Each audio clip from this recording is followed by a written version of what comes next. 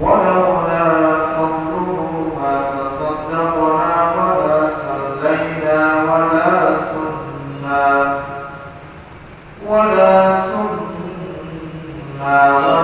ضحينا ونشهد أن لا إله إلا الله وحده لا شريك له لا جد له ولا ند له ولا مثل له ولا مثيل له ولا شبه له ولا شبيه له ونشهد أن سيدنا وسندنا وحبيبنا ومولانا محمدا عبد الله ورسوله الذي نزلت به السكينة عليه أنفسنا وأهلينا فدينا ولولاه ما عرفنا الحق ولا طوينا صلى الله عليه وعلى آله وأصحابه الذين شهدوا بدرا وحنينا أما بعد فأعوذ بالله من الشيطان الرجيم بسم الله الرحمن الرحيم إن الصلاة كانت على المؤمنين كتابا موقوتا ولا تهنوا في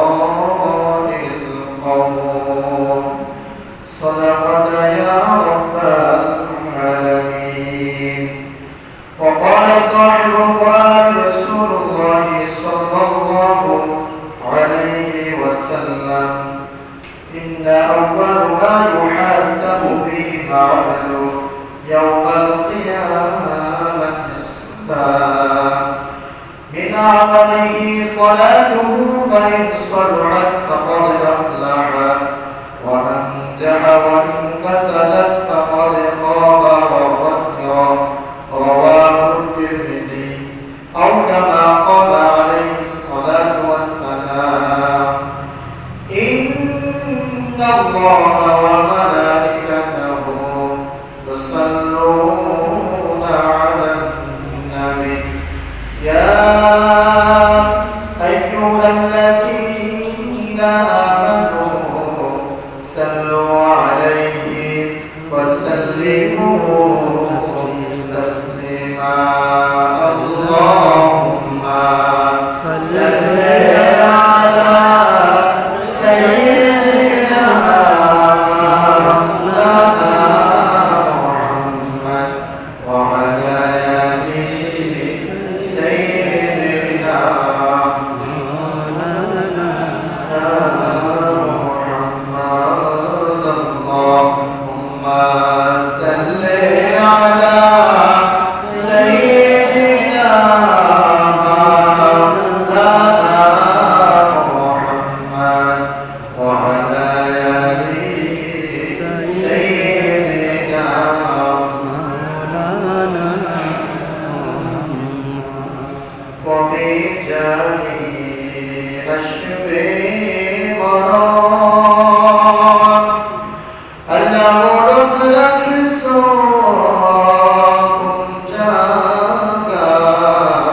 جاكاي مرمي آكي اكبر نيوشونار ماني ناي اللهم صل على سيدنا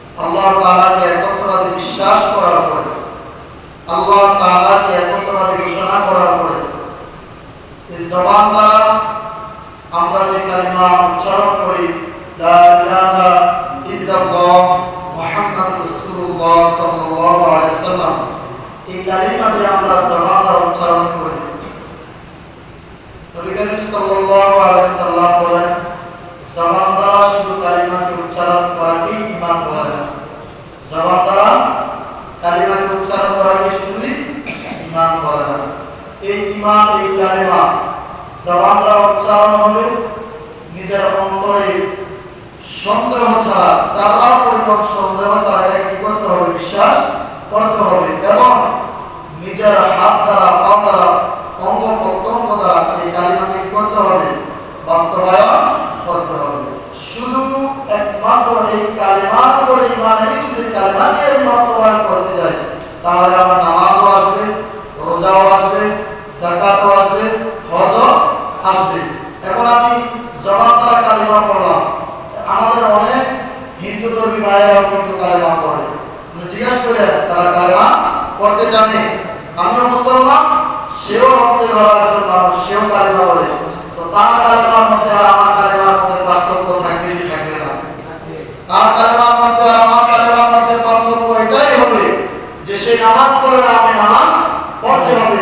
সে আল্লাহ তাআলাকে একত্ববাদী হিসেবে ঘোষণা করে না, তার তাকদীর বা তার কলবের মধ্যে, তার অন্তরের মধ্যে তাকে ঘোষণা করে না, তার অন্তর প্রত্যক্ষ দ্বারা এই কাজটা কি করে না? বাস্তবায়ন করে না।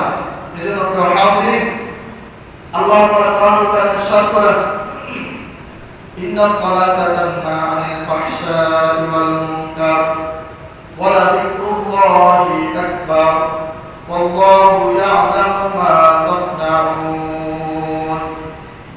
আল্লাহ তাআলা বলেন, নিশ্চয়ই নামাজ মানুষকে অশ্লীল এবং গুমরাহী কাজ থেকে বিরত রাখে।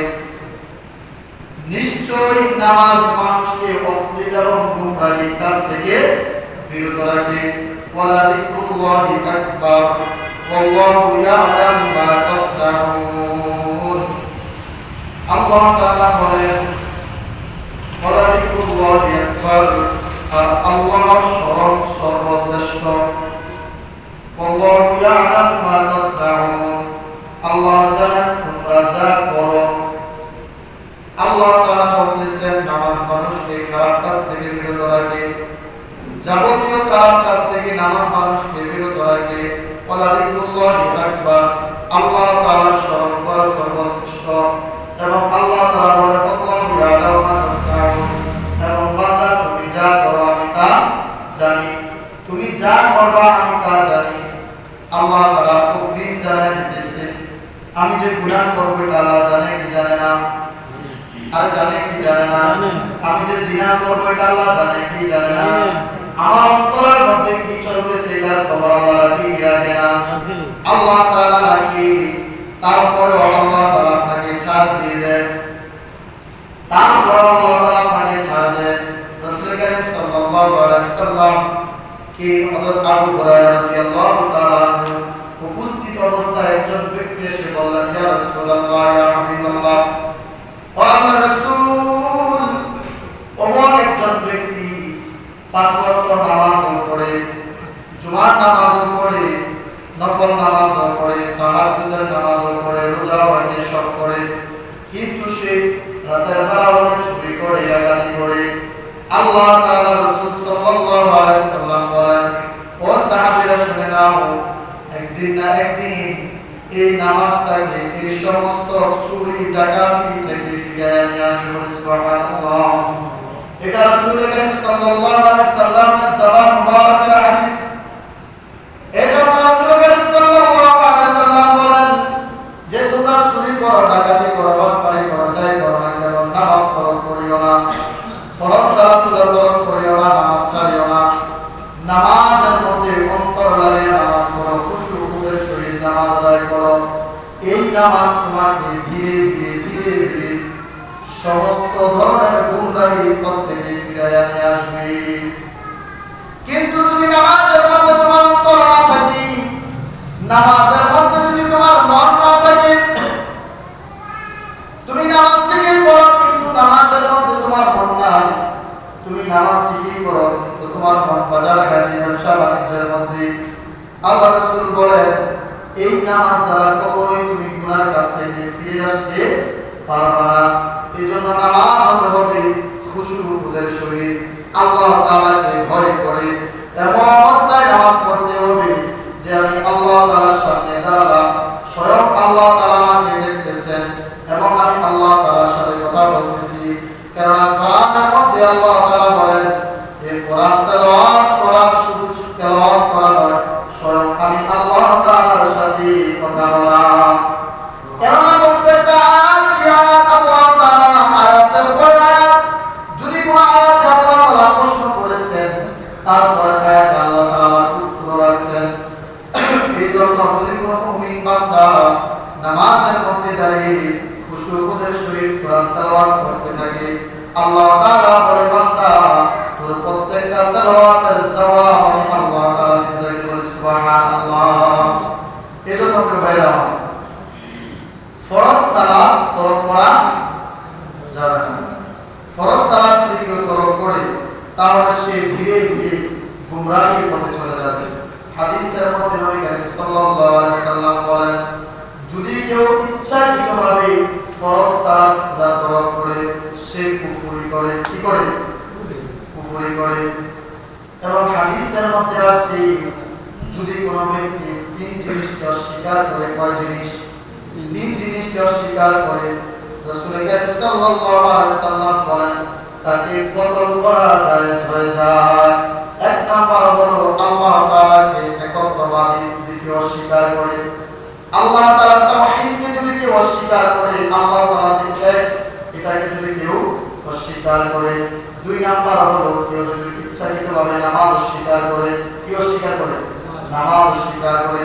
তিন নাম্বার হলো কেউ যদি ইচ্ছাকৃতভাবে রোজা অস্বীকার করে।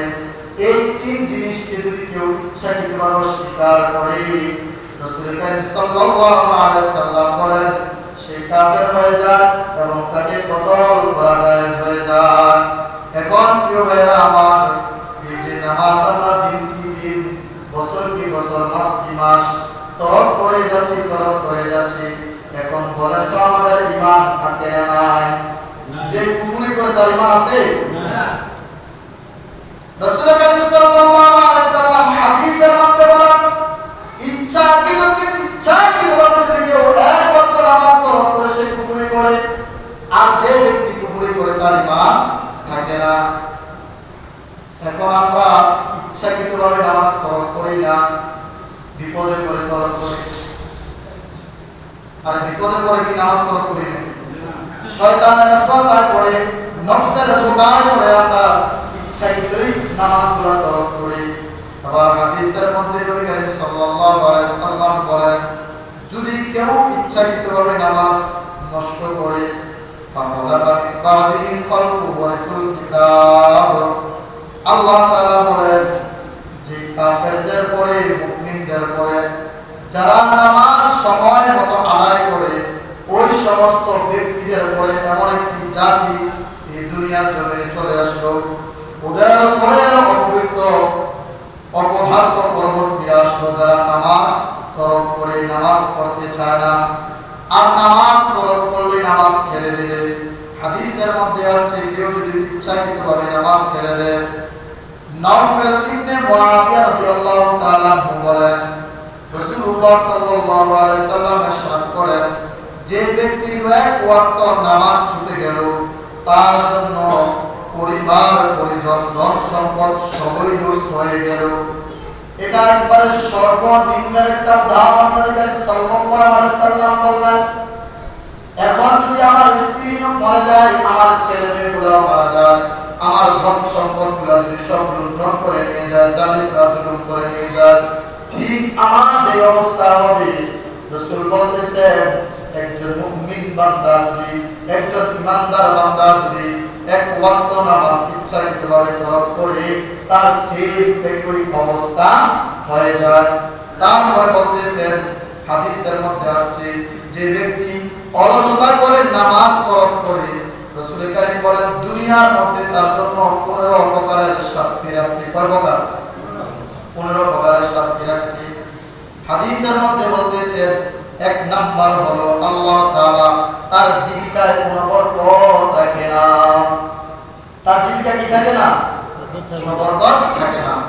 কারণ রাসূল কারীম সাল্লাল্লাহু আলাইহি সাল্লাম বলেন দৈনিক পাঁচ ওয়াক্ত নামাজের মধ্যে 5 বার আযান দেওয়া হয় কি হয় না?